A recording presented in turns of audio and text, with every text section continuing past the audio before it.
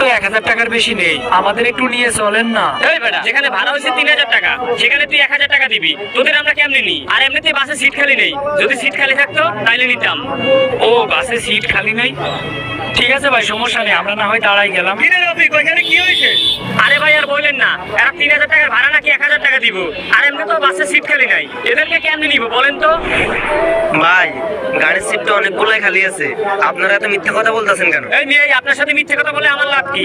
গাড়ির সব seat booking করা, কাউন্টার থেকে লোক উঠবে। আচ্ছা ভাই, আমরা একটু ইঞ্জিন কভারের উপর বসে যাই। আরে রবি কি করে রে এরা? 2-5 টাকা ভিক্ষা দিয়ে পাঠাইতে না, এত ঝামেলা করে কেন? আরে ভাই, ভিক্ষা চাইলে তো কাম হইতো, এরা তো ভিক্ষাও চায় না, এরা 1000 টাকা দিয়া দুইজন নোয়াখালী যাইতে চায়।